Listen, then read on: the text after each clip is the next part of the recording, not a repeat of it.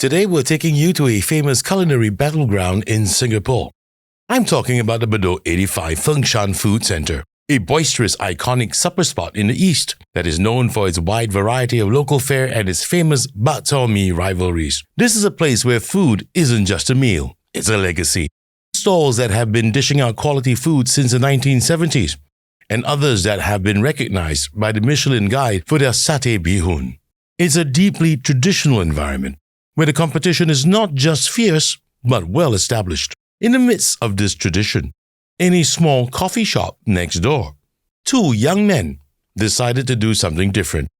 Zharif and Kelvin started a stall called Joy Laksa. They didn't have to compete with the bak chor mee masters on their own terms. Instead, they brought a new flavor to the neighborhood, specializing in Thai cuisine, and most notably, a distinct Thai Laksa Nam Ngao, a tangy tomato-based broth that is a world away from the rich, creamy Singaporean laksa most of us know. This is a story about more than just food. It's about leaving the comfort and stability of an aircon office job for the sweltering heat of a hawker stall. It is a perilous journey into an industry known for long hours, intense physical strain, and a distinct lack of a traditional employment safety net. And it begs the question, what motivates two young men to take on such a demanding challenge? Today, we'll dive into their story. We'll explore the lives they left behind, the partnership that keeps them going, and the hopes and dreams they're pouring into every bowl. So let's find out if they truly, truly love their job. This herb is special because it's only harvested in Thailand for only 2 times a year. The availability of it in Singapore is not a lot, so you have to directly import from Thailand. This red cotton herb previously was used for medicinal purposes, but part of it helps with erectile dysfunction. Oh, it helps with ED, Yeah, correct. It helps with ED. So it's good for people that who can't pitch the tents in the morning anymore. Yeah, correct.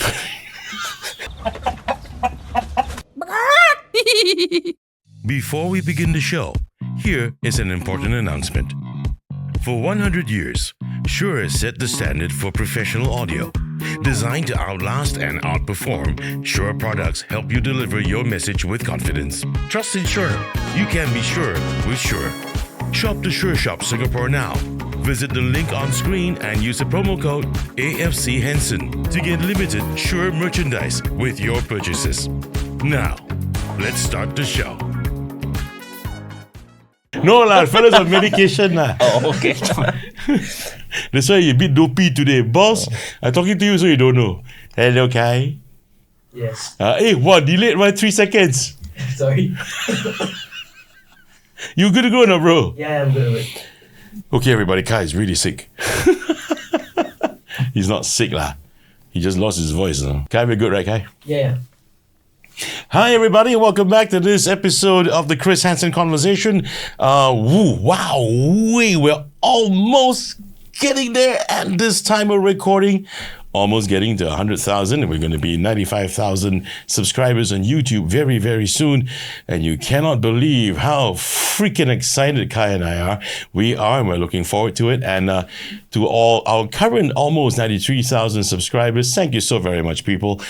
Please stay in this community. Please continue to support us. Please continue to like, comment, and share the Chris Hansen Conversation.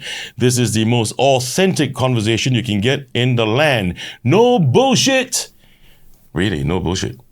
If you've been watching me, you know there's no bullshit. And I have with me in studio today for our very first episode of our series. We've been doing the tribute show so far, but today we're starting off and kicking off our series of I Love My Job.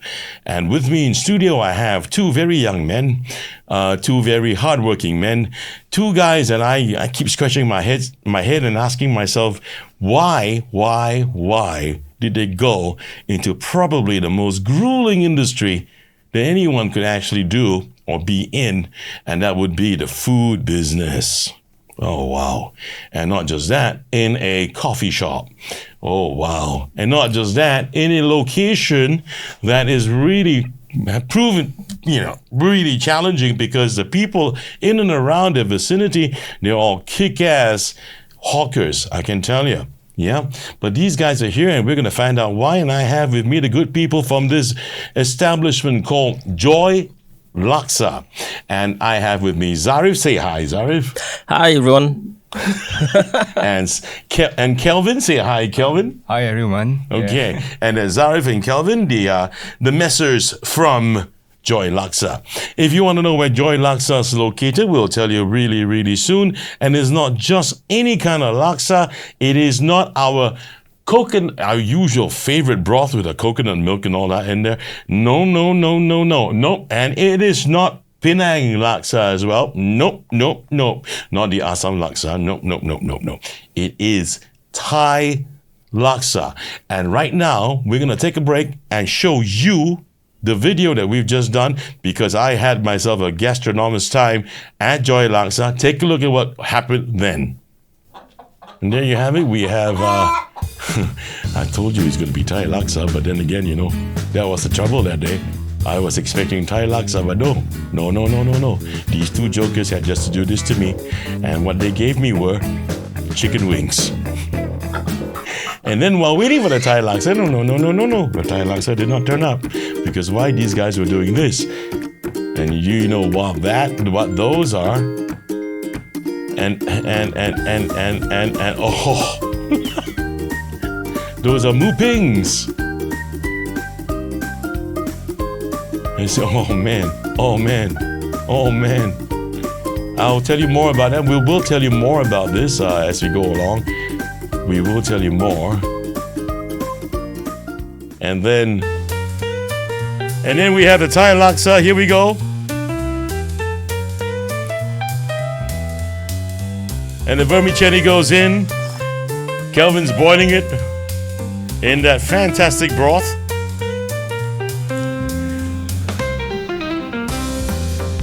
And the meatballs go in.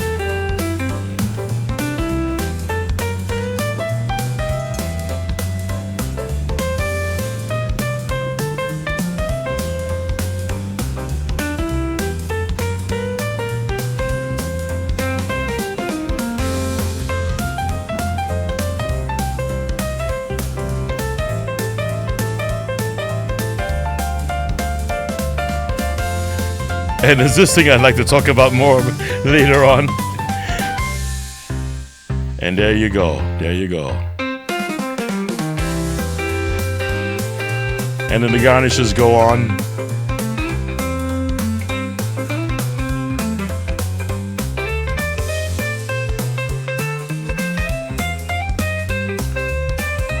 If only I can get you guys to smell that from off your screens.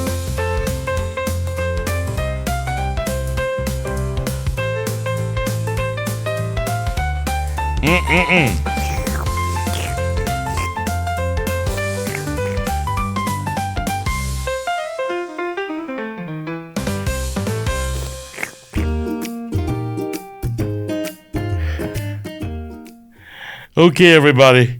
Oh, wow. Okay. Don't you worry. I'm going to tell you all about this. Let's go one by one. Let's start with the chicken wing, because I was waiting so long for the Thai Laksa, but you got to stuff my face first with the appetizers. And we've got the chicken wings. Can we play? Yeah, there we go. There's Zharif for you. Zharif is prepping the marinade and the flour and then setting them to fry. And he had this to say. What did you say to me? That once you had my chicken wings? Oh, I said that this is one of the best in Singapore. We use a special mix of flour that I'm not going to share with you.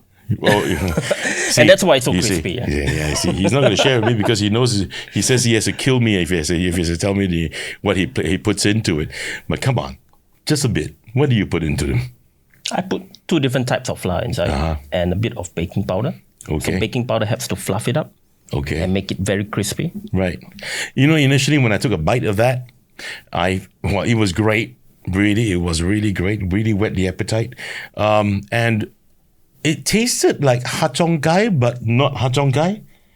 It tasted like as if there's prawns in them. Are there prawns in them? No prawns. Yeah. Balls. But they call it gai tot. So it has fish sauce. So they call it what? They call it what? Gai tot in Thai. Gai tot. Fried chicken in Thai is like gai tot.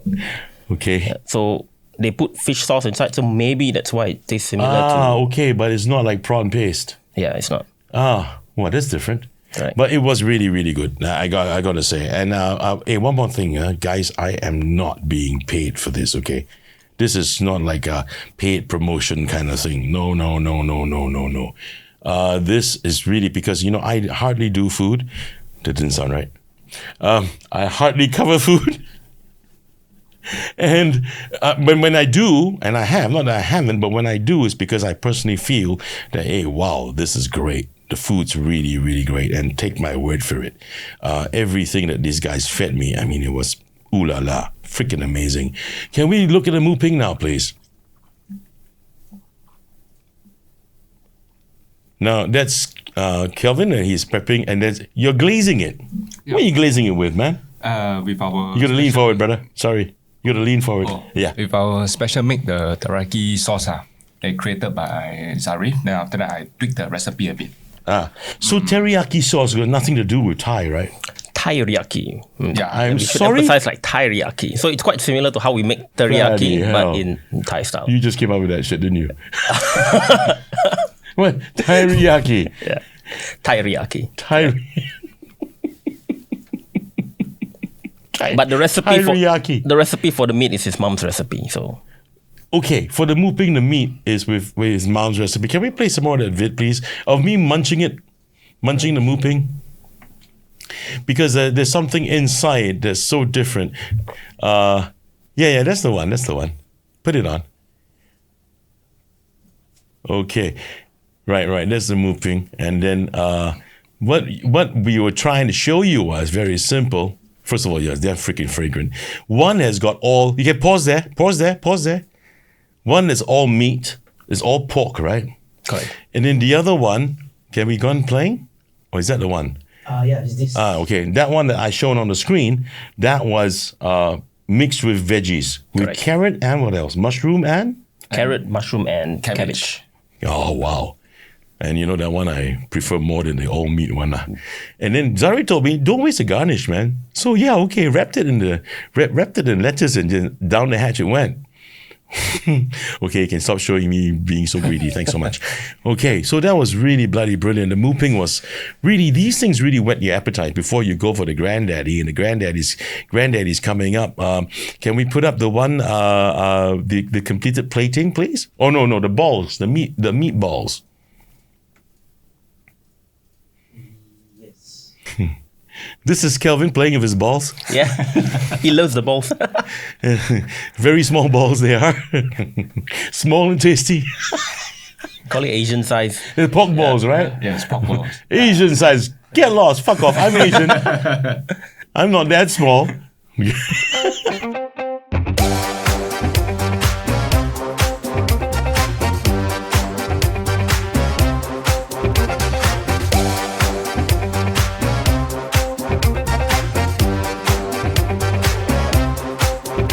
That thing in the center, the dark veggies. Everyone can take a look at that. The dark veggies. What are those you were telling me the other day? Red cotton herb. Sorry. The red cotton herb. Okay. So this herb is special because it's only harvested in Thailand for only 2 times a year. Twice a year. Correct me if I'm wrong. Yeah, but it's 1 or 2 times a year. So Yeah. the availability of it in Singapore is not a lot. So you have to directly import from Thailand. Right. Yeah. So Do you have problem having supplies of that? oh no, we don't. You don't, Because his mom is Thai. Okay. My mom have a lot of connection with her friends that always direct order from Thailand there. Right. So if we need, then we always get it within 5 working days. Right. So it's the red cotton what again? Red cotton herb. Red cotton herb. Right. And there's apparently some qualities Yeah. in those red cotton herbs. So what are those qualities? I mean, this red cotton herb previously was used for medicinal purposes. Uh-huh. But part of it, you can tell that it helps with erectile dysfunction. Oh, it helps with ED. Yeah, correct. It helps with ED. So it's good for people that who can't pitch the tents in the morning anymore. Yeah, correct. But Leave it to the Thais, man. I'm not sure if that itself helps with ED, but it does. It's like a nice replacement for Tong I don't know. Do you have it every day? No. Do you have it every day? If you have it every day, then please tell me whether or not But it's it a works. healthier replacement for Tongkat Ali. Oh, it's a So healthier if anybody want to come replacement for down, Tongkat Ali. you can ask us. We give you like a heaps amount of red cotton herb, man. So, okay, Thai Laksa is really going to be really good for those of you who are maybe 65 and above or 75 and above. And you want to feel really happy, please head down to Joy Laksa. Currently, they're located at Block 87, Bedok North Street 4. But pretty soon, just tell my audience when will you guys be expanding to the, leave it up please, Kai, be expanding to the new location? We are moving hopefully by the first week of November. First week of November, okay. And it's going to be at, please tell everyone where? Bedok North Street 2, Yeah. Block 416. Block 416. Okay, great. So make sure that in early November, you go down and visit Joy Laksa and have their fantastic Thai Laksa, their chicken wings, as well as their mu ping at Block 416. 416 Bedok North Street 2. Okay? Can I add that we are extending our menu too? We're doing a lot of Please, stuff. go ahead. Tell them. So we're selling mukata, and we are also doing a new brand inside. So that's something that you can look forward to. Okay, all right. And one part of your stall will be no pork, no lard, right? Correct. Yep. Okay. And Kelvin will be doing the one with the pork and the lard, right? Yeah. All right. But I'll see you more often. Okay. Now, this is that Shiok One with Joy Laksa. That's the title of our episode today. And I want to find out from these two young men why did they venture into the food business? So for the both of you, I have a couple of questions to ask you. Let's start from the beginning. Before Joy Laksa, what were you guys doing? I was working for a Korean company. Right. So I was taking care of 4 different brands. Right. And I had 5 different bosses. Right. I got the 4 different experience. brands, 5 different bosses, okay. I got the experience. I got stressed out. And I quit. Because I had to take care of my mom. Then after that, I know Kelvin for almost 5 years. Right. And we decided to do a venture together. Yeah. Chotomate, can I just find out from you, which sector were you in? Were you talking about, 4 brands, 5 bosses, dealing in what? F&B. Also F&B. Also F&B, Okay, right. but what kind of F&B we're talking about here? They're doing bakeries, then Korean food, Korean noodles, and Supplies, you mean? K-barbecue. Supplies. Restaurants. Restaurants. Okay. All right. And those are your typical retail restaurants. Yeah, we also did retail also. Okay. All right. Okay. And how about you, Kelvin? I was working with him. Previously I was doing coffee industry. Then after that, 1 year later, he come and find me to open a brand together, which is for more of bakery, Korean bakery. So he hired me to assist him in the operation run. In the company he was working for? Yes, for one of the brand. Okay, hang on. You're fast forwarding too much. Oh. Let me just go back a little bit. You were saying that you were in the coffee business. Yes. What were you doing in the coffee business? Not really business, but work for people. Yeah, you were in the coffee business, though you're a worker, but you were in the coffee business. Okay, but what were you doing? Barista. So, You were a barista? Yeah. Okay. So you were in coffee, but you were not cooking. No. I'm not a You're not a cook? person. I'm more of a coffee. You could have fucking fooled me because look at the video we just did, man. I mean, it's like as if you've been in the kitchen forever. Yeah, but because everything all self-taught in YouTube lah. So and then I adapt fast. You're not shitting at me. Really. Huh? Yeah, it's all AIs and YouTube, and then I just self-adapt lah. Really? Really. He had no So, experience with the walk. Yeah, totally zero. I had no experience with the walk. Get the fuck out of here, man. We both had no experience with the walk. Serious. 6 months. So you learn all this, okay, you learn all this on YouTube. Yes. Right. YouTube. Okay, wait, I gotta brag too. I never knew how to do audio engineering. Oh, I never knew how to do anything that's got to do with the creative arts. I never knew how to do any video stuff. I learned it all from YouTube. we're in the same boat. Yes. And that's why passion is very important, right? Okay, before we get into the passion bit, I want to go back a little bit still. Still want to go back, further back. Okay, now you're telling me about your working life so far, how you started off, right? Let me find out first, Zharif. Well, talk about your education, your background. Where did you start your schooling? From primary or Yeah, sure. I moved to 2 different primary schools. Right. I was born in a very poor family. Right. And my mom and dad were always separated. Right. So I started out at Griffiths Primary School. Right. The one year here, Tampines. Okay, And then after that, I moved to Tanjung Katong. Okay. Then in secondary school, I went to the most mud rape school in Singapore, Alamak. Teluk Kurau. Okay. But it really closed down after I graduated. After you graduated, they decided to close, huh? Yeah, correct. Because they lost the star, lah. Yeah. Okay. And then? Then that was when I started to pick up a lot of bad habits during that time. Uh-huh. So I decided to not go school after that for 1 year. And I went to work in a bar. You went to work Part-time. in a bar? I was Okay. 16 years old and I started to work in a bar. Oh, that's how life starts, right? Yeah. Start work in a bar. Okay, and then? And then? I didn't know what I wanted to do. I just wanted to make some money. I wasn't getting pocket money from my parents. Okay. So You're the only child? I have 2 older brothers. Okay. Right. And started work there. I had no customer service experience. Started as a food runner. Went to be one of the fastest food runner. I could carry like 2 big trays and run around. What's a food runner, man? You serve the food to the customers. So you're at the kitchen pickup area. Yeah. And then they ring the bell, you have to pick up the food and send it to them. Oh, so it's like me watching Hell's Kitchen. Okay, there's the line. Oh, and yeah, then yeah, come out, correct. How long to the line? Then you pick it up, then you're in front of the house, then you go serve. Correct. Okay, and then? Yeah. Then I made my way up the service. Then at 17 years old, I started working inside the bar. Okay. So I was pumping beer, making cocktails. Pulling beer. Yeah. Okay, and then making cocktails. You became a bartender. Correct. Okay. And that was when my journey of being a bartender started. Okay. So I was working in nightlife after that for almost 7-8 years. Where? I did Pump Room, Highlander. Wow. Then after that, I jumped around quite a number of scenes in Clarke Quay Okay. when I was working part-time. And then after that, I moved to fine dining. Live Brands, the Live Brands group. Wow. Correct. Okay. Nason's baby. Okay. Yes. Yeah. Then when I moved to fine dining, I think that episode with Aliyah Nathan, was right? in Highlander. Who? Aliyah Aliyah is Sharma. who? She was in charge of the entertainment. No, I can't recall her. Okay. But that was in Yeah, Nason was 2000. probably your boss. It was Live Brands, yeah. No, Nathan was my boss when I was in fine dining. Yeah, back then it was the Big Idea Group. Yeah, Big Ideas Group. Yeah, that's right. Yes. Then I yes, was in yes. Fat Cow.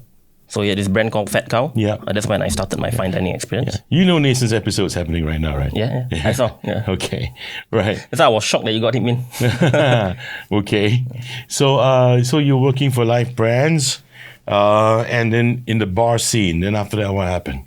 I did fine dining for a few years.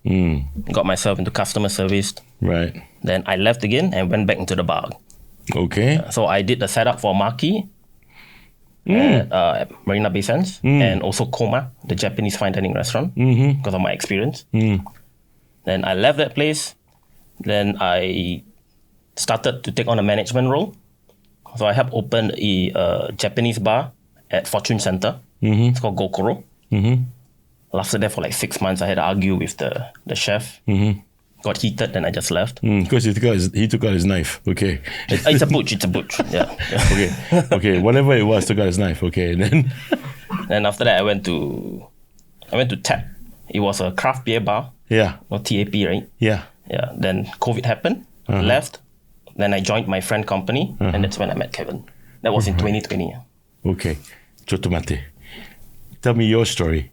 My story From school days, From man. school days, used to Lean stay- forward, bro. Lean forward. I gotta pick you up. Oh, okay, Yeah. okay. Sorry, yeah. No problem. Go Just ahead. Chandu. No problem. Okay, so my first primary school was in Hougang Primary.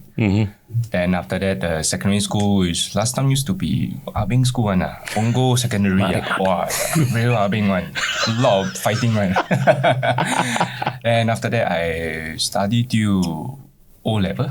So after O level, I wanted to go to NITEC, and halfway I drop out. Okay. Halfway I drop out, and that's where I decided to just work to. Why did you experience. drop out, Ray? Oh, I couldn't find what I want to really do. You know, I picked the wrong course, and then I signed up for the wrong things. Okay. So that's where, and then my parents decide the path for me. My kid decide, no, you should do this, you should do that, but I want to live life that, I don't do any wrong. So you're saying that your parents picked a course? That they insist me to, by right, actually I supposed to be until N level, then I go higher NITEC, which I want to do higher chemical technology. Okay. Then after that, when I did not read properly, because I'm not that kind of person that like to read, So I just pick on verge of, I feel this okay, but I did not check carefully. Gut feeling. Yeah, I just go only. Then after that, wrong course. Ayo. Then after that, and I like to drag and don't know what to do. So basically, but you were saying just now your parents picked for you. What do you mean by your parents? Because after by right, I supposed to go high NITEC. Because I really know that I couldn't study further. I want to pick a skill set to focus and then go and venture out to work. But after that, they insist me to go O level because of their traditional mindset of like, O level must have lah.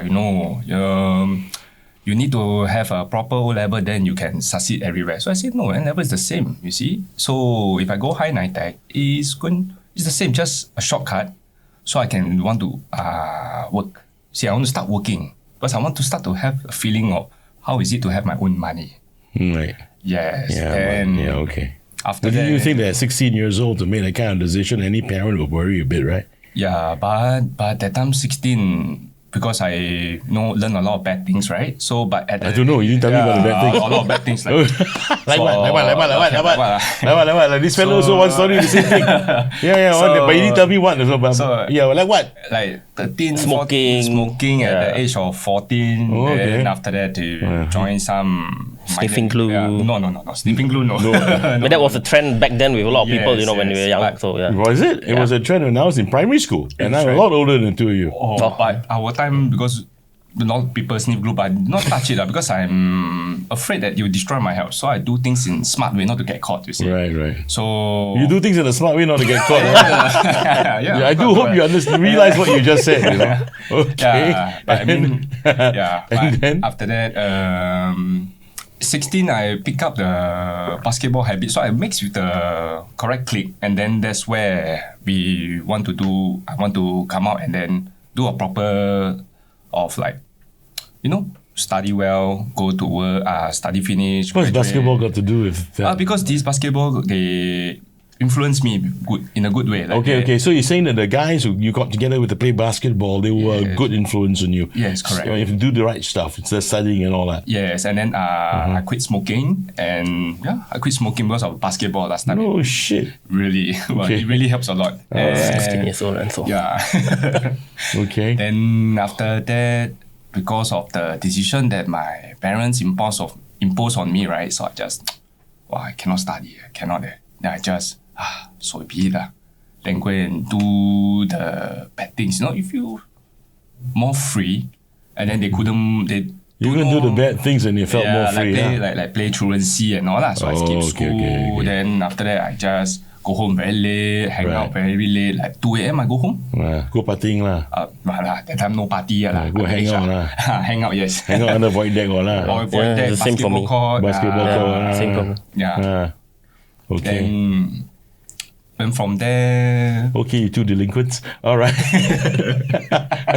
Ex-delinquent. Okay. All right. And then what happened? Then you left ITE. Then what happened? Then after that, I went to work for logistic work. And then because I was trying out the hard works, like when I first started the first hard work, I like, wow, let's try 12 hours. So I think, I have the youth energy. Okay, 14 hours, course called OT ma. So just try on it. And then heavy lifting stuff. Because like basketball helps me a lot ma. To do all these push ups. So I got that physical. So manual labor. Work. Yeah. Okay. After that, I went to try out. My first F&B job was at Buona Vista, at the Rap and Roll. Okay. There. So I was there to assist as bartender with no experience. Also bartending. But it was a short 4 months. 4 months because of relationship. Because of relationship? Yeah. What do you mean by relationship? Last time ex-girlfriend said I cannot. Girlfriend, boy-girl relationship, not with the chef or whatever. Come on with the knife and all that. I'm gonna tell him you used to be a big be shot what? player, man. Which player? No. You used to be a player. lah. No. I mean, that was later part. Oh, then later part you became a player. Okay. In army. Right. In the army, Yeah, you in were a army. player. Not bad. Huh? The army can be a player. But Right, man. I'm getting exposed here. Supposed to be. Okay. Then what happened? You went to work for Rap and Roll, and then Rap and Roll for- you left because you had relationship issues. Yes, there's jealousy, and then I have to teach female colleagues. You see. Oh, so she was jealous, huh? Yeah, she was So you jealous. quit your job because you wanted to continue on with her. Yes. Dumb correct. fuck. Dumb man. Yeah. Otherwise, that because one of the bosses there used to be in charge of one of the department, which I forget where, of Right. Fullerton Hotel. So he offered me, but he got tell me that you got to prioritize something. You got to draw a line, with your relationship and work. Yeah. So, Absolutely. yeah. So, but that time, young immature love first. And now, Hey, all you young people better listen to this damn Yeah. story, I'm telling you. Really. So back then I was like, love first. I don't want to disappoint her. So and then I prioritize feelings over her. So within like 6 months, we are over because of some miscommunication. So did you regret leaving Rap and Roll? I regret, man. But also regret a bit. But all this comes to a point where, if I did not live there, I would have met him, you see. So Right. along the way, it happens. Okay. So we brought it down to Yeah. fate. Yeah. Yes. Okay. And then what happened after that? After that, I went to serve the army. Because after the FMB, I just continued doing the logistics job. I was introvert. Hey, you're right, no? You never tell me about NS, no? Yeah. Like you never served that, no? Did you serve? I mean, it's not an interesting story, but yeah, I did, sir. Not I was from interesting Police story. Coast Guard. Oh, okay, not Yeah. interesting against one. And then you joined the army. Yes, Okay, yes, then? because then my parents were saying that, hey, you purposely work and you purposely quit. Because IT that time I really withdraw, but it took 1.5 years for my army letter to come. So they're assuming that I use this to actually escape army because back then everybody don't want to serve the army. They try to delay as much as they can, like the deferment of poly until when they reach the point they have to study degree, they have to serve army first. So, but I told my parents that's not the case. I'm looking forward. Yeah, I'm looking forward to serve because of I want to clear finish. You any siblings, bro? No, I'm single child. Only child, lah? Yes. Okay, no wonder they're so worried, lah. Yeah, but I'm also have only one child. I only have one Yes. child. But you see, my parents, they don't know how to take care emotionally.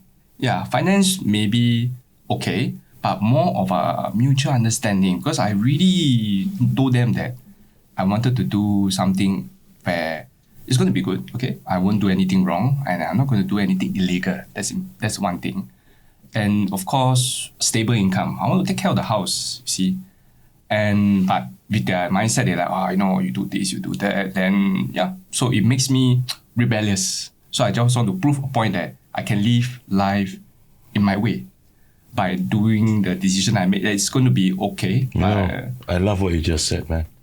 Because I think it's one of the most honest thing anyone can say.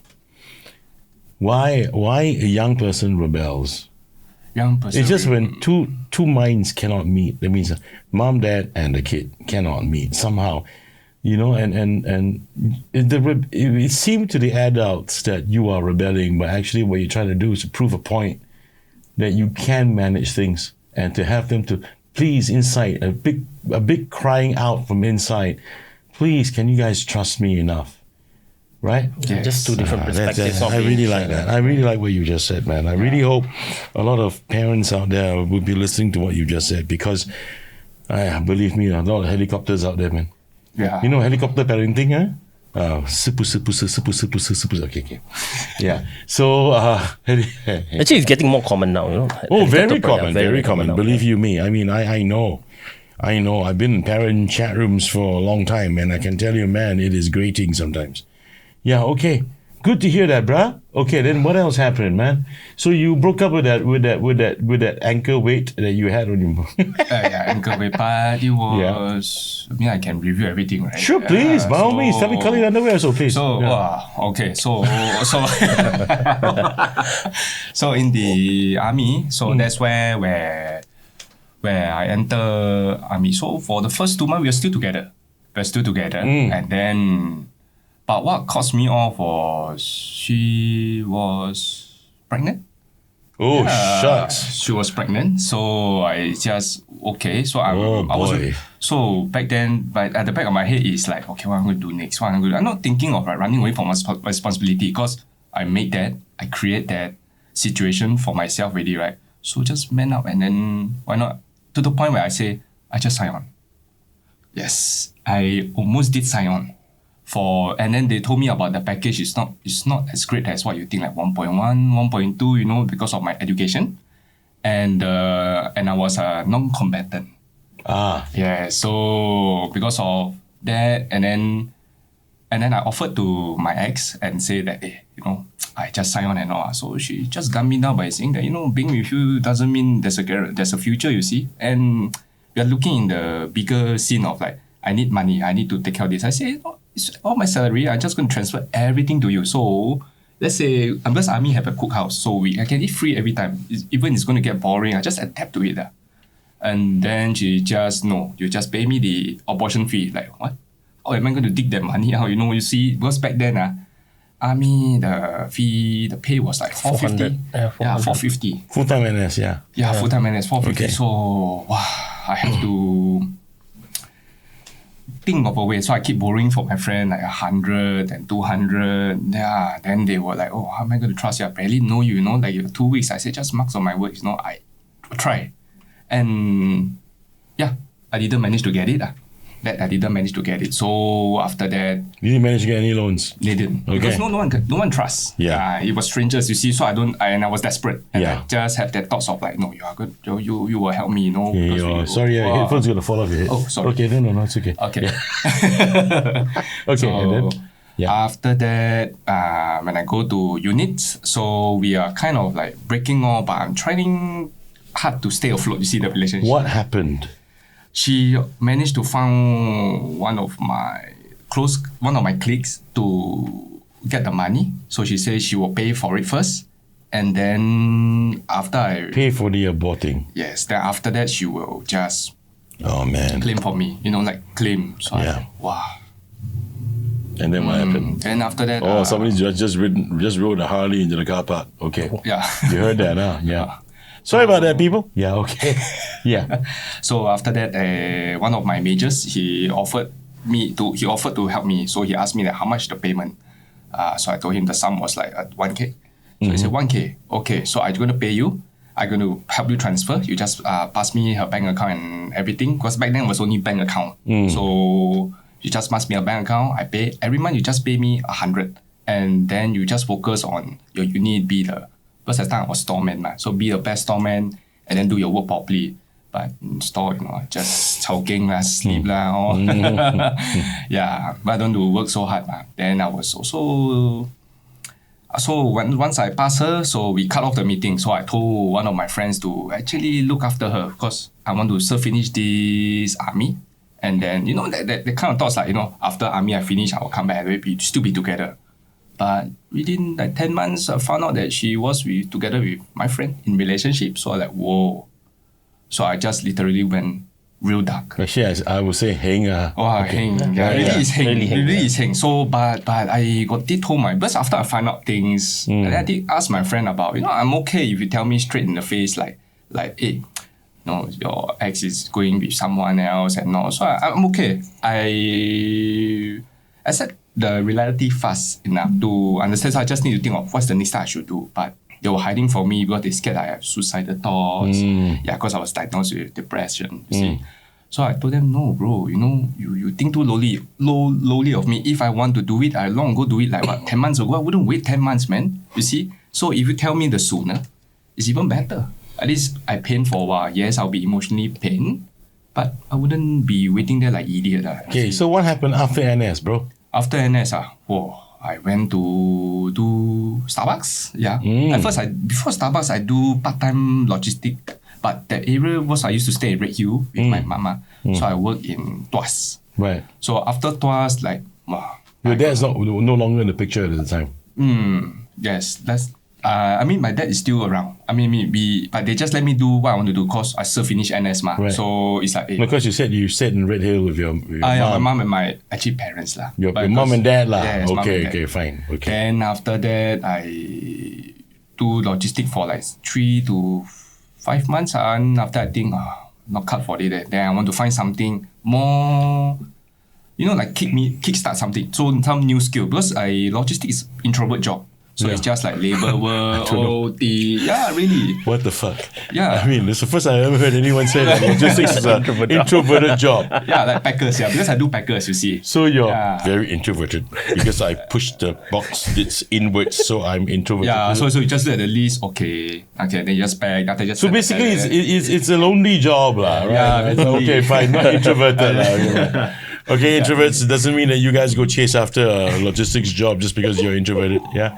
Oh goodness. Okay, and then after that, I went to search online on this thing called SG Streets jobs, or I forget the rest. Job Street. Yeah. SG Street jobs. No, not street, not SG Street job. Gumtree. Oh, Gumtree. Yes, Singapore Okay. Gumtree job. Yes, okay, I remember. It was very long already, like 11 years back. Okay. Yeah, so I came across about this Starbucks job paying $7.50. So I was like, oh, Starbucks job. Then I thought of like coffee, and then just do lah. But I'm for sure going to be scared because I don't speak to customer.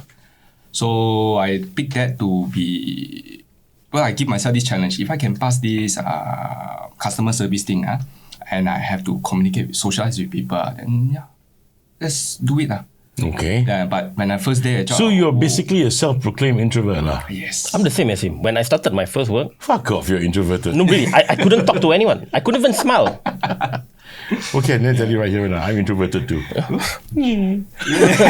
No, really, I had my supervisor gave me a mirror, asked me to smile at the mirror before I started What? to take tables. Yeah, really.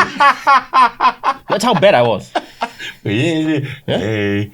Every day before work. Yeah. Look at you, man. Look at you. Before work, every day, I would do that. Jeez, that's the first I've heard. Look at yourself in the mirror and smile. Hey. Yeah. Okay, Mr. Introvert. Then, but first day it ran really bad. But Really bad. did you learn, I mean, the barista work, did you learn how to do your coffee, brew coffee and brew stuff? coffee, no, nothing, zero. Then So what the fuck first do you day, cup marking, and I cannot memorize the short form. So I just write the long form and it was a morning, we call the slam time. So I was panicking, I was shaking, like wow, oh my god, is this really the job? So back of my head, I wanted to let's go back to logistics, but when I tell myself, when I come down, I tell myself, no, I have to do this. I have to pass this. Then, yeah, I just do it. Just break the limit, Nothing to lose, So what? So I'm going to embarrass myself. So what? I'm going to make mistakes. So be it. Just do it. Learn from the mistake. Then I learn. I like this guy. Yeah, then I notice others, how they serve customers, how they speak to customers, and how they do things while interacting with customers. I pick that. I learn from it. It's the first time, awkward, definitely. Because I feel it's not me, but eventually becomes, as I practice, it becomes part of it, part of the job. You do know that all the stories you've been telling me so far, right? You're saying this in front of 92,000 people. Oh, I didn't know. I just want to... Okay. Yeah. Well, Mr. Introvert, say hi to everybody. I used to be introvert. Maybe I'm still introvert. I'm not sure. We still are introverts. I don't see that anyway. Yes. Yeah. Introverted extroverts or extroverted introverts. Ambiverts. Yeah. Because Okay. after that, just do with Starbucks Right. for... I think 1 year plus. That's where I learned to do multitasking or beverage making. At Starbucks first 1-for-1 launch. Whoa, insane. I almost died. Then what happened after that? After that, I went. Well, your story very long, huh? Yeah, after that, I went longer to than do, yours, both. I try to keep it short. After I went to do the salad bar, not salad bar, salad cafe, called Hakon. Okay. Okay, before Hakon, I was doing at New Black. The new black, the coffee, because I wanted to learn artisan coffee. Because Starbucks so Starbucks is not considered artisanal coffee? No, because Starbucks is more of like Frappuccino. I split making Frappuccino. Those are not I meant like coffee artisanal. art, latte art and all. Yeah, I mean they do. Some of my ex-colleagues do practice there, but it was just and then I was like, I want to learn something like when I draw art is cool, That's impress some people who want to drink, make their day. Then after that, I went to the New Black Ways on Raffles, which closed down because the boss bankrupt lah. Yeah. Okay, that's good to know. Yeah. Again.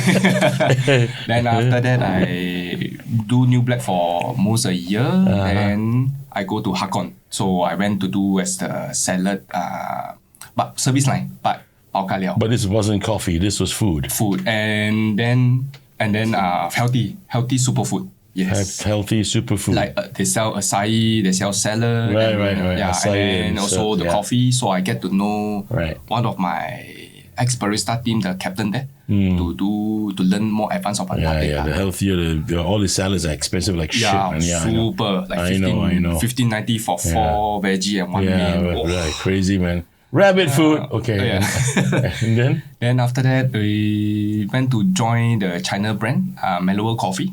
What? Mellower Coffee. Used to be in Singapore, but after they closed down, they pull up from business. Bankrupt. Yeah. No, I don't think so. They bankrupt. I mean, for him, so far, only one school closed down. For you, 2 companies closed down. Okay. So, that one, also I learned coffee, same. Advance more up to learn more. Dude, you got a guy, to become your partner, the guy has been just doing coffee so far. Yeah. Okay, right. Okay, And then I went to join the 20... After that, I left Mellower, so I went dark. Again. Well, the way you say it went dark, as if he's super spy, no? Oh, then this is the best story ever when he went dark. That's when I met him, when he was dark. So he went dark, okay. So after Mellower, same thing, relationship problem again. Because I wanted to settle down fast. Alright. I see my friend married. How old were you then? Wow, 26. 26 when you settled down and smack you across the back of your head again. And then what happened? Then after that, when admitted to IMH, then just lost. You're kidding me? Yeah. You admitted to IMH, why? Due to attempt suicide. Did you? Yes, I did. And then it was because I was drunk. Yeah, I drink this whiskey, then I drunk, then after that I wanted to ask someone to talk to me. You see, like I need someone to hear me out, but my cliques, they couldn't understand what I'm going through, you see. So they give What were you going through, Kelvin? If you don't mind sharing. More of like I needed someone to be there, to understand of like stability in terms of security, the security feelings, Like, I'm going through this, then I want someone to empathize with how I feel, Just be patient. I can repeat my problems like one day like 20 times. Someone who could relate, you mean? Yes, and relate and also patient to listen. Like, it's difficult to handle someone who couldn't control his emotional and is mentally not well. How long ago was this? It was 6 years. 6 years ago. Okay. Yeah. And then after that, I went to IMH. So I admitted for 1 week.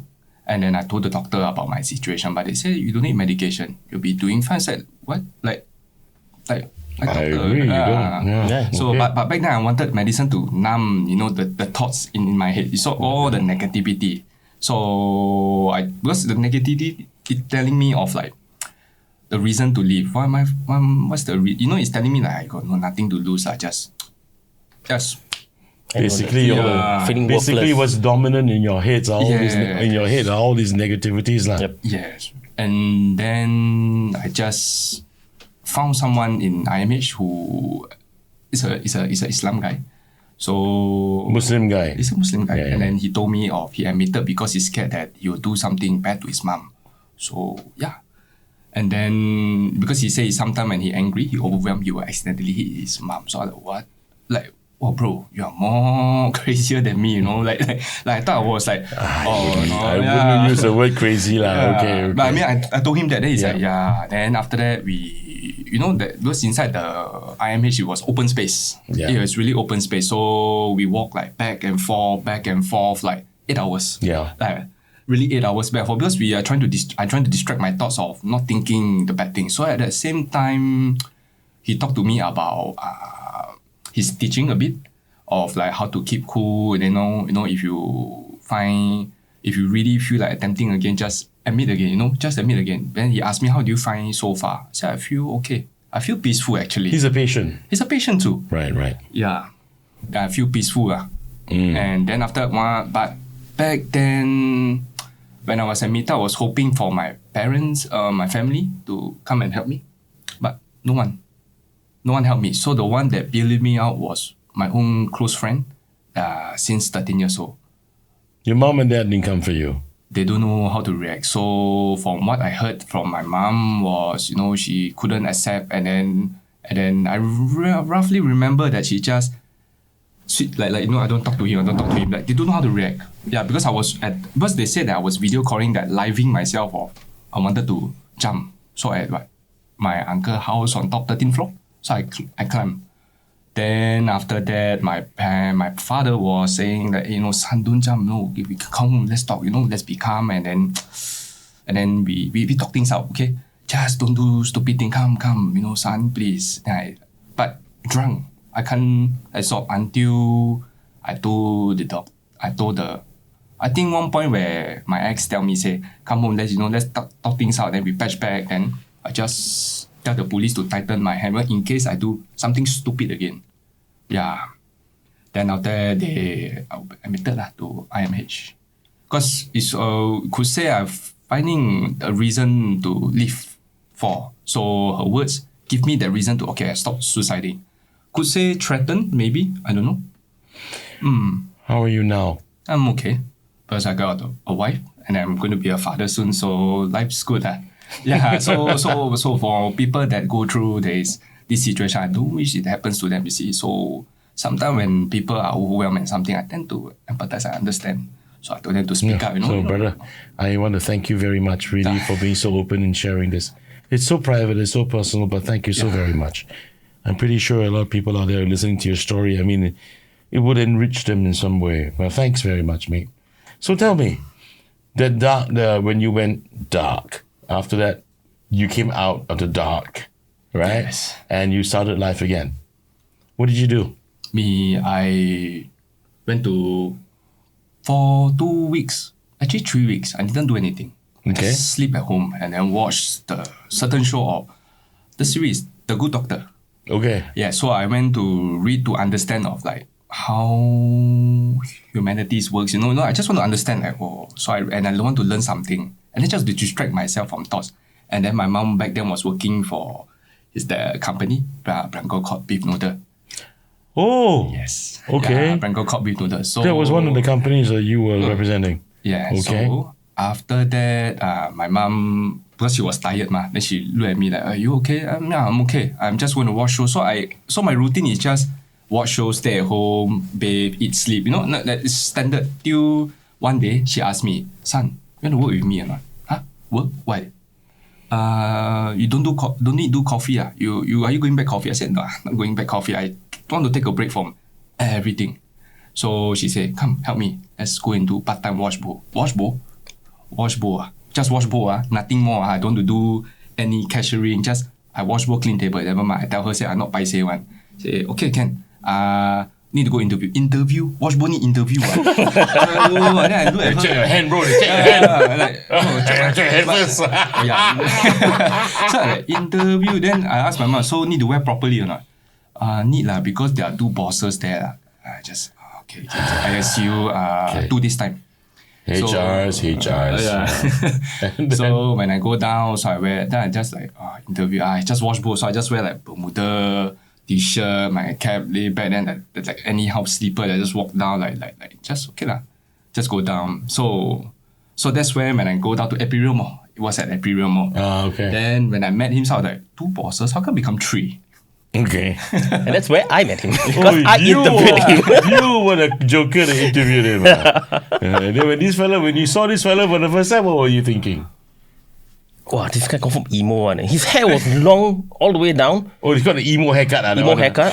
Then when he come in, his expression, you can tell immediately very dark. Oh, is it? Yeah, because I'm also like, I'm very familiar with all these feelings before, like whatever he went through, but I didn't go to the point of like, going IMH and all. So at one point, I really know that this guy has gone through a lot.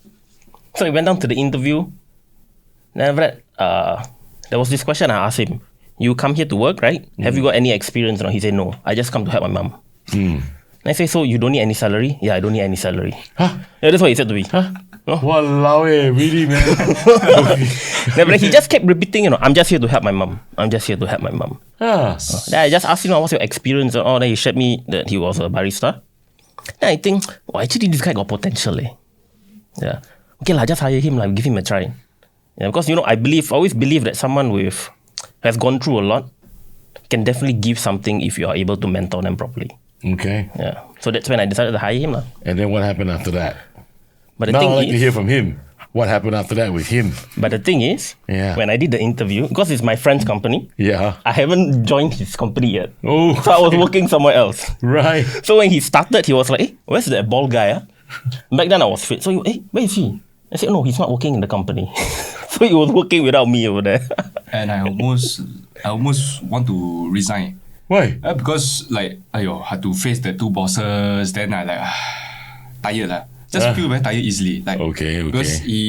Because when I met him, I know I can able to communicate in some way. Right. Then I need to find someone to distract my mind. Why not? I make him as a friend. Yeah, I needed some companion. Then after that, what happened after that? After that, the two bosses. But during the interview, after he interviewed me, the two bosses came out. So they look at me like, if I don't pay you salary, everything, are you okay? Even if I pay you 12, even I pay you $5 an hour, it's so be it, man. I just come here to help my mom only. That's all. So you want to pay me? You pass my salary to my mom? I don't care. Right. And I was doing like this. Up to you lah. Up to you. But really. After the interview, I told the two bosses, you need to hire him. He has potential. Yeah. To wash dishes. Okay. Not wash dishes, as in to groom. To be able to groom as a leader and But that first time when they hired me, I was ready to commit to washing dish. Right. Easy freedom, don't need to think of anything, just help my mom. Okay, after that, let's go back. Yeah. Okay, then what happened? Then after that, COVID happened, I came in. And I disappeared. Huh? I disappeared. So you disappeared from Blanco? More like, actually, I want to quit. Blanco beef ball noodles, right? Blanco caught beef noodles. Beef noodles. It was in Blanco caught lah. Yeah. Right? Yeah lah, you served me before lah, I think so. Yeah. Caught, I don't remember lah. Okay. And then? So I joined. Then I worked with him for a while. He was still part-time. Right. By the time he was really cooking noodles, instead of just washing dishes and all. Yeah. Okay. But he was still that dark person and he wanted to quit. You're cooking noodles for the beef ball. The beef noodles. The Blanco caught beef ball noodles. Okay, and then what happened? Then after that, COVID came, but when he came in, he was trying to change the structure. Right. So me and my mom was like, whatever lah. Whatever lah, the body fellow come in here and now change then come in here to change. I tell you, sibuk really. That's why lah. Exactly. Ah, come here and go add more bloody spice into the laksa. But you want to know from my point of view? Yes. When I came in, I wanted to learn everything, correct? Yeah. So I went to his mom. He was making soup. And I asked, what's the recipe for the soup? Oh, you just take the spoon, put like that, then you taste. If too salty, then you put more sugar lah. Okay, this is for the beef ball lah. This is for the beef ball. So there was no recipe. There was no recipe. Where got such everything thing, all agar-agar lah, like hawker lah. In the back of head. Agar-agar. Okay. Yeah. Then I went to her. This is then very next, sound. I went to Kelvin. I asked, what's the recipe? Oh, I don't know. My mom only know. I just follow my mom. Anything my mom recipe is my recipe. Yeah. So it was very messy over there. Then I wanted to structure things, right? Okay. Yeah. But it was hard to go into the trying to convince all these people, the minds only cannot like one direction. They cannot have multiple direction. That's the reason why the one direction a lot of people like the band lah. Correct. Okay, this fella one direction, kick in the ocean or something. Really one direction. Really one direction. Really one direction. One track mind. Yeah. So I had to keep disturbing him. Because I wanted to know more about him. Then I was the one who hired him, right? So I wanted to see his potential and all. And I could see the way he worked that, things he can be a better person. He can be like the manager or even push himself to be higher. Right. Then what happened? He wanted to quit. Then I convinced him, take a break. But when you come back, come full time. That was COVID. During COVID. COVID think that was- couldn't really open, right? But No, we for takeaway. Do We can takeaway, do but takeaway. the takeaway, the order was a lot. Of course, people stay at home, right? Oh, stay at home. So a lot. You lucky you can go out, boss. No. Yeah. And you're lucky you still got a job, boy. Yeah, but that time the job that back then doesn't really matter. I just because I see my mom do a lot of heavy stuff, so she carry like 30 kg of the dry sauce. So I couldn't take it, So I just be there. So as long as she's working, I'm there. But if she off, I'm off. So they were trying to convince me to, commit weekend. So this is really a mother and son thing, huh? Yep. Yeah. So Yeah. and then one day he called me like, hey bro, you wanna help me on the weekend? I said, weekend I let you know, then I just hang out. And I continue watch my show. And because he was pestering me always. Always pestering me. Bugging you, huh? Bugging me. Like hey bro, come you have a minute to talk. Like what you want to talk? So it's like, since we are in the company together already, why not I will teach you how to be a manager. I said, give me 5 minutes, then I call you back. But I never call him back. Take bygone, bro. Really annoying, So I, wow. Yeah, man, I listen to this, so I say, fucking annoying. Yeah, Man. then wow. Then I wanted to block him, I'm only kidding, I want to block him, Then I think, Uh-huh. I cannot call Yeah. my mom. Yeah, because my mom loved that place or near her house. And then she's also good terms with the boss lah. So I just, okay lah, as long as she's there, I'm there. Yeah, like he said, one-minded. So when he tried to shift me around, I said, no, I had to be with my mom. Yeah. A lot of convincing, I tell you. Okay, then what happened? Let's hear it from you. What happened to him? So after a while, then he decided to go I'm full going to time. change the title of this episode. Already. Oh, yeah, It's all but- about Kelvin, okay, yeah. But the thing is, without meeting his mom, I wouldn't got to try the laksa. Yeah, so during my time over there, when I was taking care of that outlet, the mom will always cook laksa, the Thai laksa, Where? at the beef noodles.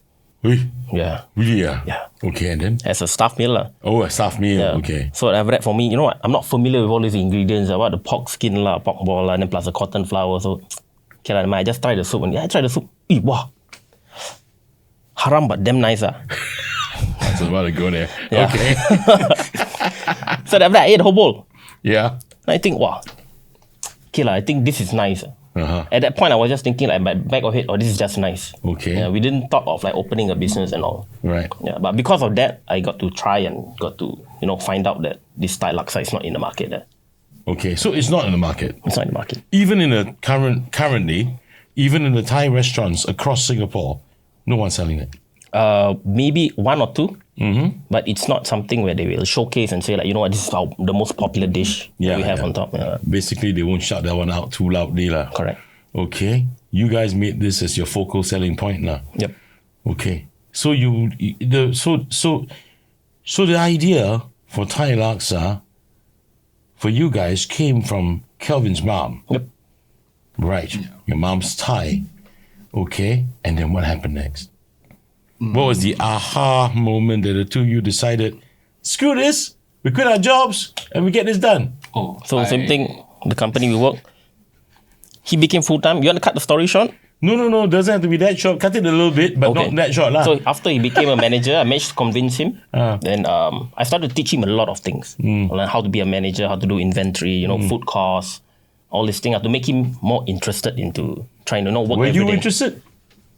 No. Even when he was teaching you that? No, I was just like, how to say, pacify him. I really want to pacify him. Or like, okay, but I never execute. I just, but I, of course I do. Yeah, I just like, In the beginning. Yeah, then, you teach me. Oh, wow. But I go home, I just, I don't care lah. I don't care lah. And then he said in the beginning that eventually did you really want to learn? Yes, after that, I want to be responsible a bit lah. Why? Because of the roles that I was given to lah. Right. Then also want to make because it's the company ma, so everyone grow. Because they need someone to be doing the right thing. Then after that, the rest will follow the example. Because I was the pioneer batch. So if I rebellious, then everybody, this guy don't care. No, let's be So suddenly you have this sense of responsibility, is it? Yes, because of one thing of my mom. Because I don't It make will her- impact your mother. Yes, because I don't make her 闹鬼 ma. Like embarrassed, like, wow, your son like that one, wow, you work so hard. That thing, no lah. Why not I just... Actually, you love your folks quite a lot. Yes, quite a lot. Okay. Then also after... Such a human story today. Really, such a human story. Salt of the earth, man. Salt of the earth. Yeah, okay, and then? Then after that, by the same time, he was convincing me to go other shop without my mom. Yeah. Then took me a while to talk to my mom. You know, my mom actually, at first I was not okay. After I'm okay, but my mom's still not okay. Because it's like, wait, my son going somewhere far. You know, how can, man? He here to help me and everything. How? Then I told my mom, I'll be alright. Just time out, you know. It's like I need to go do some, help the brand better to expand it, then so that we can sustain. And find your own wings. Yes. Okay. And then? Then after that, what happened? We opened a Tampines hub.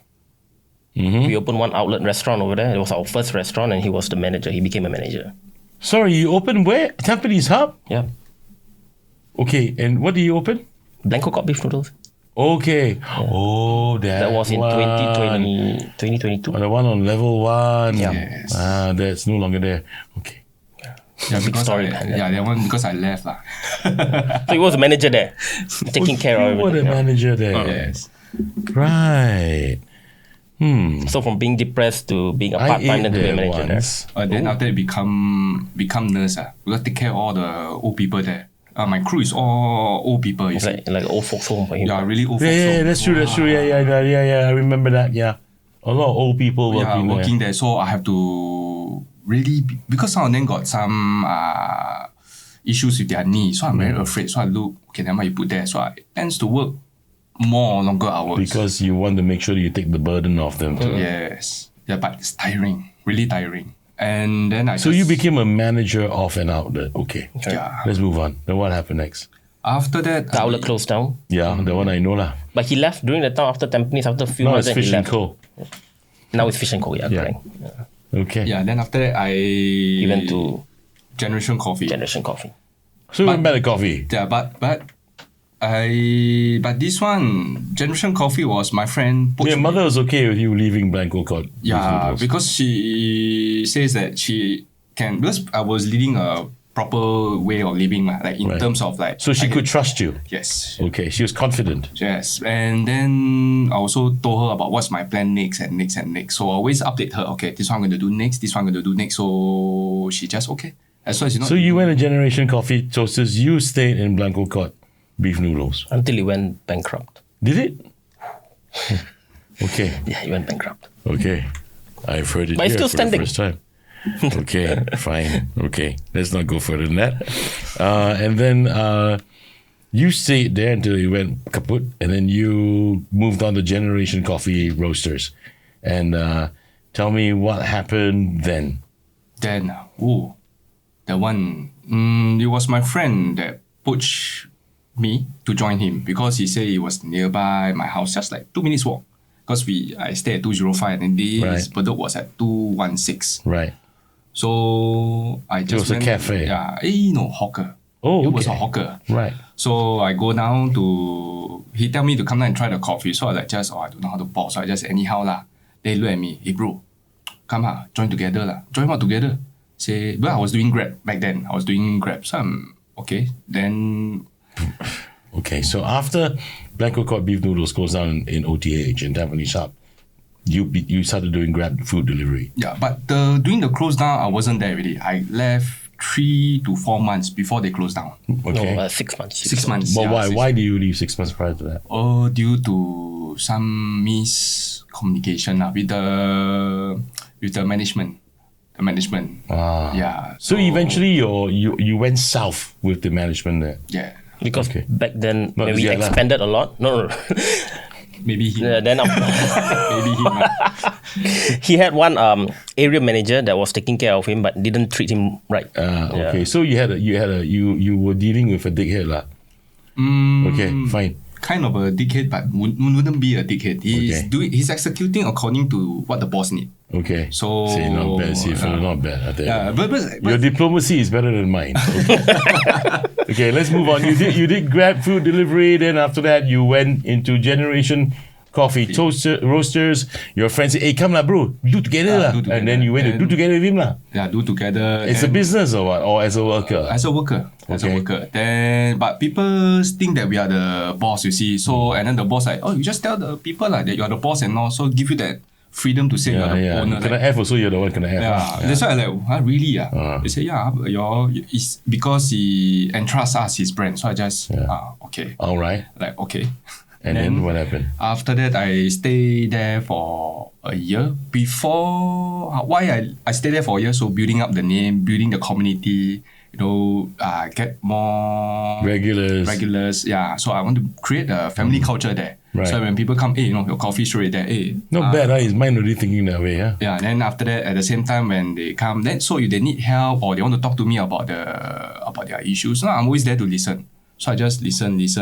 And then why I left is because he offered me higher job at Korea, the cafe there. Should have disturbed you. Yeah, always one there. because because I was so peaceful. Yeah. And after that, you zen already, every fella come and really zen already. They throw a meatball into your soup. But actually, one of the reasons he joined is because he was planning to get a house. So he wanted a higher paying job. You planning to get a house because you met someone. Yes, which is my wife right now. Yeah. And because we're gonna marry. And then I want to get a house, like you said, and then I need higher salary. So I got a bit of dispute with my bosses. Actually, two of them. This one, Yeah, this one. Generation Coffee. Yeah, then I told him I need the increment like just 300块沙巴. Sapa only. Sapa niya. Then he's like, you need to do according to what the leader had to do. I've been doing everything all leader. I send stock, I do. Yeah, I keep basically the they keep tapping brake lah. Yeah, so I just okay, fine. I just 招啦. Then just nice when he come. Yeah. So he messaged me, hey bro, I didn't know you married. So, of course lah. But you got married already. Yeah, but I go silent. I never let anyone know about my life. I didn't contact him for 1.5 So undercover marriage. Undercover wedding. It's just a RM. But legally married lah. Yeah, legally. So I don't let anybody know about my life, what I'm doing and all. So 93,000 people now know. Okay. Yeah. Then after that, he approached me and said, hey, I have a job, I can offer you higher. So money sounds good. Then I asked him the next condition, can my wife work together?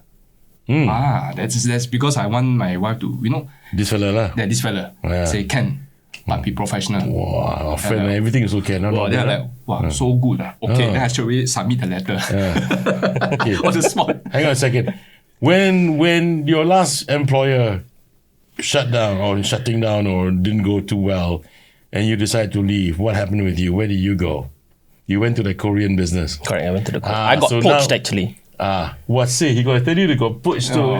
Got standard. This is very interesting story. So we actually managed to master franchise one brand called Go Pizza. Then after that, the CEO of Go Pizza offered me a job with this Korean company. Right. Yeah, and that's why I left. Okay. Now let's fast forward a bit. Okay, because in the interest of time. So now you left, you went there, you called him, told you, yay, we're back together again. So then but initially earlier on, when Blanco caught beef bowl noodles, you guys have already tried his mom's Thai Laksa. How did the idea to come into partnership together with your Laksa, with Thai Laksa, come about? Actually, initially we wanted to do coffee first. Okay. Because, he's interested in coffee. But I was against it because of the competitor. And also the supplier. But then what price was going up the very high. price. Right. Because they know that I'm going to open and then can say that I have a bit of name in coffee industry. Not forgetting coffee beans are a commodity. So they were it's just traded commodity. Up. Of course. Yeah, that's the difficulty about that. Because he left the Korean company. Yeah. Because he was getting a bit haywire once we got a lot of new bosses coming in. Right. Then after that, I left because I had to take care of my mum. Yeah. And then I got nothing to do, right? So we thought maybe we can start something together. So you left without a job. And then what happened? The two of you decided that this can't go on like this. After that, I go back to the Korean company because I was part-time because they wanted my wife to work. So I say, Ken, one condition. My wife work, I work. Because I need to look after her, in case they overwork her or what. What's it? Yeah, really. Then go back together. So I told them, say, you can put me and her on shift. It's okay. I mean, we really manage it really. So nothing. So how you want to arrange the manpower later on? That's you guys decide. Okay. Right. Then after that, that's where we talk about opening together lah. The business. Yeah. Okay, and then you all start talking about starting the business. How did the Thai Laksa came up to be the dish that you guys have decided to use as your USP, as your unique selling point? Can I easily say that it is your unique selling point? Thai Laksa, correct? Correct. That is your main go-to dish, correct? Correct. That's why I said earlier on, the granddaddy of all in your shop is Thai Laksa. Nam Nyao. Nam Nyao. Yeah, Nam Nyao. Correct. Nam Nyao. This is thing in your tongue that rolls. Nam Nyao. Okay. But so why did you decide that would be the go-to dish? Why? Initially, we wanted to franchise out Amy Laksa. Yeah. There's this brand called Amy Laksa at Bedok. All right. So she actually had plans to close down. This is what kind of laksa? Local laksa? It's Peranakan Laksa. Peranakan, which is Penang laksa then. Yeah. Assam laksa. Correct, Assam Right, Laksa. okay. And? Don't think so. It's Assam. No, it's Assam Laksa. Peranakan is Assam laksa, yeah. Penang laksa. Because this one is based on our another. They got partner. fish, right? Got fish inside, right? Oh, Yeah. that's Peranakan. Yeah, Assam laksa. lah. Well, I never tried before her laksa, so I just thought it's coconut milk and. Okay. It's not coconut milk, bro. Yeah. Okay, and then what happened? You guys wanted to buy the franchise. Wanted to get, because what made us want to start the business was because of his regular customer. Right. So You got regulars already by then. Yes. during coffee time, In the coffee from and the that coffee guy business, wanted to invest in him.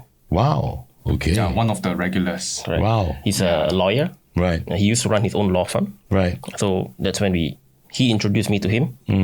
And then he said, why not just do a business together? He's willing to invest in us. Okay. Yeah. And that's when the venture started. Right. Wanted to do Amy Laksa because he was interested in Amy Laksa. She wanted to sell the business. And then he wanted to try to grab the business. Right. Okay. But it didn't turn out well. Then after that, because you know Laksa, right? Then came into his mind, what about my mom's Laksa? And I think, yeah, your mom's Laksa? Long time never tried already. Eh? So the next day, went to go visit his Oh, mom. that's what happened. Yeah. And then how was your mom's reception to you guys deciding to use Thai Laksa, her Thai Laksa recipe? Don't tell me there's no recipe. There is, right? There is. Okay. It's the same recipe, but we had to tweak it a bit because she used agar ration. And she just, And you decided to start a stall instead of a restaurant. Yep. Why? Is there Low specific- risk. Low Because risk. one, the item was not in the market. Okay. So we don't know how it will cater to people's palate. Yep. So we started with a very small shop at low risk. Bedok 85 or Fengshan Market, they're famous for the bak chor mee, the barbecue stingray. Do you know that even a satay bihun there is a Michelin star in 2018? Yeah, I know. Yeah. And you guys, new kids on the block with a completely different cuisine, and you're going to that bloody place that's everyone is like there for all these, super famous in Singapore kind of food. Why? Because you wanted part of the footfall? You wanted to be able to be feeding off part of the customer base or what? That's one reason. Then second, also we were quite, at that point we were quite desperate to just start something. Because one, the rent was cheap. Second, it was the closest to our house. Right. Because we both stay at Bedok. Right. That cycle like 5 minutes and we reached the shop. So we took the risk and opened the shop. I did all the calculations and then thought, you know what? It's very hard to lose money over here. Let's just do it. Okay. Yeah. Our hawker culture used to be, I can say it's known to be affordable, but it doesn't really is that way much anymore. No more. Do you feel a pressure to keep the prices low, even as costs rise? Yeah, definitely. Yeah. Because especially at 85 itself, we have a lot more older folks, right? So Yeah. they're all very price sensitive. So when we decided on the price, initially we wanted to do like 650. But we had to ask around, you know what, 650 is a bit too expensive. And then the shop beside us is selling like chicken rice for like $3. So we decided to keep it at 550. Okay. You're going to be moving soon to, pardon me, my brain's getting really bad as I get older and older. Block 416. Okay, Bedok North Avenue 2. Any reason why? Particularly reason why you're leaving the hot spot, Bedok 85, all the way there? We got enough data already. So we have this, we have a customer like Chris, who comes down and said the laksa was good. So it's this kind of customers. You're talking about this, Chris? So it's this kind of customers that Cheeky fella. And then... that tells us that, you know what, the laksa is perfect. We need to spread it out even more. So that's why we decided to move to a bigger store. So it is bigger. Correct. Right. How about, your safety nets, being self-employed, right? Like paid sick leave and all the other perks and benefits you get as an employee. How do you prepare for the unexpected in this industry? Not as self-employed people, the demands that the demands you show up every day. How do you? Towards other people, they will think like, you know what, opening your own business must be, so nice. You get your own time, you get to do anything. But F&B is very different, right? Yeah. Because we can spend 12, 14 hours in the shop. Yeah. And then after that, if you're sick, like you said, we just close the shop. Yeah. Then we have to pay for, we have to get the losses of the revenue because we're not operating a shop. Yeah. Then on top of it, you have to man your own sickness, go to the clinic. So all of these are added costs. So definitely the risks that you have to bear, and have you guys been bearing it well? How long have you guys been in operations already? 7 months. Wow, it's been a real short time, huh? How's business been? Okay, we are able to survive, thankfully. But it's not enough for us. Yeah. So that's why we're moving to the bigger shop, to take a slightly bigger risk. Slightly bigger risk, but you're expecting slightly higher return. Correct. Do you think it's going to work? Definitely, because we're expanding our menu. Instead of 4 items, we have like 15 items. Ballsy, man. Your friend, your partner just said definitely, Can you tell me why, besides the expanded menu? I mean, we have to look at footfall and all that, don't you think? Correct. Yeah. Okay. And so why do you tell me that it's definitely going to work? So the landlord that we're working with has been really nice to us. Mm-hmm. He just took over the coffee shop. Yeah. He gave us a really good price on the rent. Yeah. And on top of it, he's revamping the whole coffee shop. So when we are joining him, we are the so-called pioneers of the new coffee shop. Right. So we'll be doing a lot of marketing together. Okay, fresh marketing. Correct. So you're expecting all that to happen? Yes. Okay, Kelvin, how about you? What do you think? How confident are you, man? 50-50 lah. 50-50. Just do it again according to the flow lah. Because what happens will happen. I just have to. When my mindset was ready is bad things going to come, right? We figure out a way how to make things better. Yep. But this one also, Zharif taught me that. Like, things can happen. We can't control, but we can minimize. Yeah, we can minimize damage and all, and then see what solution we can do to save it. Okay, but you two guys learn how to cook eventually, right? Oh yeah, actually we both didn't have any wok experience. You went to YouTube, huh? You went on YouTube and then you started watching YouTube grandfathers. Bloody hell. Then how did you all end up doing all this? Do you know the best thing about the laksa? Yeah. The mom was supposed to come and teach us. It was 2 days before opening. Yeah. We learned through video call. Really? Yes. Because my mom got into a car accident. She got banged by a car. So hospitalized for 10 days and is charged against medical advice. So there was a lot of but she was injured, you see, so she tried to recall what the recipe inside, what is the aggravation she put. Oh, she must feel so bad about that. And honest, in the first step, right, I lost. I was completely lost. So he said, don't worry, bro, I got your back. You have faith in me. You just tell your mom to write down the things. We use so he used his base in experience in BC, Branco core, everything, all the knowledge and put inside. And then he created the broth for me. Yeah. So he helped me. How do you do that? You don't even know. You don't even cook at that time. I cook a lot at home. Oh, okay. And then also because of the beef noodles, because it's soup also, I understand the whole process of soup making. So that's why I just told the mom, you know what, just give me the ingredients. Roughly tell me how much you put inside the spoon and I'll estimate. Okay. And then we'll taste it along the way. Okay. then he was the best person to taste, right? So after adjusting. Why is he the best person to taste? Of course, he eats his mum laksa since young. Okay, that's fair. It was a dumbass question. That was a dumbass question. My fault. Right. So after adjusting so much, then we got that bowl and he tried and he said, wow, tastes exactly like my mum. Uh-huh. Then we knew we got it already. Okay. Yeah. That's cool. What advice would you give to someone who wants to follow in your footsteps?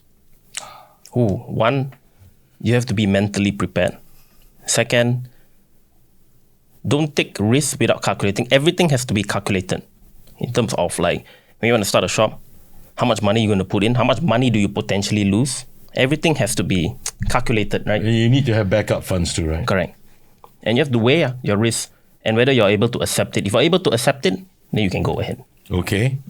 And also the hard work you have to put in. Because some people wow, they're expecting of like, if I work these hours, I'm expecting a salary of this much. But sometimes, the customer is a come and go thing. So some days can be bad, some days can be good. But the bad days, like raining days, right, it can be demoralizing. Yeah, so you have, like he said, have to be mentally prepared and don't be disheartened by it. To the people out there, the viewers, don't be disheartened. When you start a business, always going to be good and bad. Just be positive. And most importantly, you have to always ask yourself what can be improved. Yeah, you can't remain stagnant, right? You can't always be at the shop thinking like, I'm just going to cook and sell. You have to keep asking yourself what should be improved. Are you two guys still excited about your venture Yeah, of course. at this stage? Okay, despite, I'm pretty sure you ran into some walls over the last 7 months, right? We didn't take salary for the first 4 months. Okay. Yeah. But are you guys still excited? Tell me the truth. Yeah, of course. Are you still excited?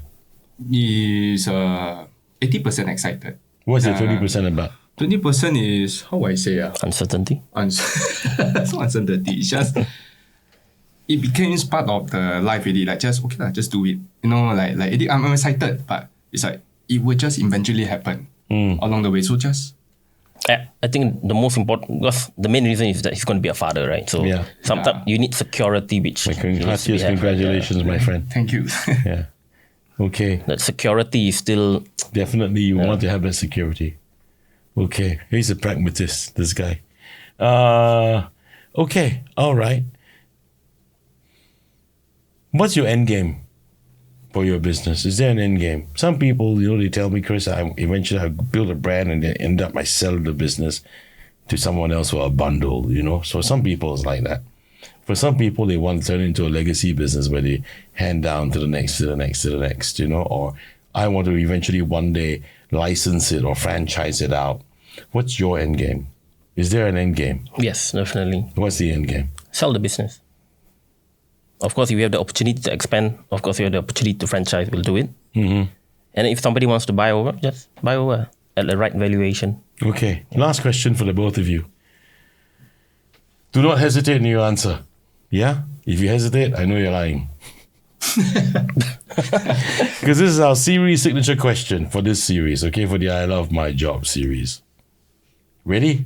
Yeah. Do you truly love your job? Yes. Definitely. Okay.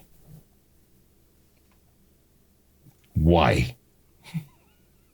I grew up with it.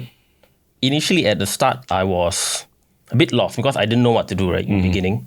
Started working in a bar, customer service. Then when I was like 25 years old, I went to backpack by myself to find out more about myself. Yeah, this is why you left out earlier on. That's why, like, wait. Sir, in my got a head, lot of gaps. but I don't want to interrupt and say that, your backpack experience.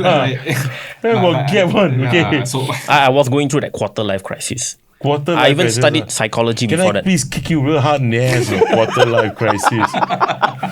Okay, and then? So I just wanted to explore the world. Yeah, all right. Where do you go? I started from Nepal, then to Yinan, to Laos, then to Vietnam and Thailand. Okay. Yeah. Basically, you're still in Asia, within the Asian region. Okay. And then? Then after that, I came back to Singapore. I didn't know what to do. So I went back to F&B. But what really drove me to get that passion in F&B was because of when I worked in beef noodles. Right. And also the Korean company, because I found out my true skill sets or what I could offer. And that's where my passion of F&B grew even more. Okay. So that's your why. Correct. How about you? Then It's passion. For me, it's like because when I first started F&B, okay, it's difficult. But along the way, some customers I met, right, I became part of their life. We became friends, you see. And then it allows me to connect to people more, understanding more. And so because of me being there, part of their life, right, it gives me the sense of fulfillment. I'm able to make a good coffee starting. And now I can give you a good food. And then it gives me the satisfaction that, hey, I can support you, Kelvin, you cook. Even though at the back of my head I say, no, my cook is not nice. But when they say nice, I feel, thank God, you love it. I always keep finding ways to tweak the dish to become better. Basically, you for you it's the people. Yes, the people that support, and then I want to connect, with them. And so if in the case, sometimes may be awkward, like when they want to share something, I just, just cool down, tell me slowly what happened, But I can understand. I do not want maybe some part of like what I'm going through, they may be going through, but I want to be there to assure that, hey, everything's going to be all right. We will run through walls, like obstacles. Anything, what I cook, I also can be part to be your friend. But of course, there's a line to draw lah. There's a line to draw to be your friends, and then we go through this thing together. So basically, Kelvin is no longer the introvert. Yeah.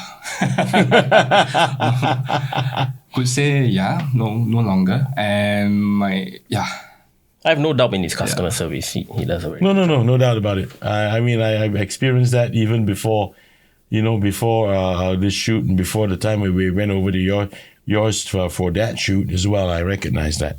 But anyway, guys, I really am very grateful that you're here, and more importantly, being so open in sharing. Things are so private and so personal. I'm pretty sure that my viewers and my listeners, these guys are going to gain something just listening to your stories. That's really great. And my job is about getting people to tell their story. And it's been great, man, having you guys here. And it is a very fact, people, that Joy Laksa, the Thai Laksa, is to die for. Right? Go pay them a visit. Watch Kelvin knead his balls. And they're very nice balls, by the way. And boiled balls. Kelvin's boiled balls. For without which the Thai Laksa would not taste so good. So again, we're going to flash up the address on screen for you guys to take a look at. But pay them a visit, please. There you go. And remember that from the first week of November this year onwards, do pay them a visit, not at 87 Bedok North, but at 416 Bedok North Street 2. Okay? At what we call a place called Lao Ka. Yes. Yeah. Oh, Lao Ka Kopitiam, all right? Downstairs, Lao Ka. Okay. And I've had the guys from Joy Laksa with me in studio, Zharif and Kelvin. Thank you very much once again, guys, for spending your time here with me today on the Chris Hansen Conversation. Thank you for having us, Chris. My pleasure. My absolute pleasure. Okay, people.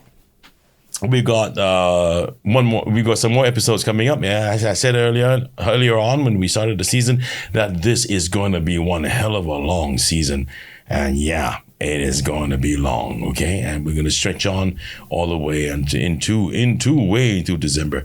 So everyone, thank you for tuning in, and keep watching, keep liking, keep commenting, keep sharing, please. Until next time, people, stay safe. Catch us again Friday, 8 p.m. Same place, CCB TV Podcasts. Bye-bye. The Chris Hansen Conversation. Real talk, no filters. And a growing community of more than 90,000 subscribers across ASEAN. Right here from Singapore.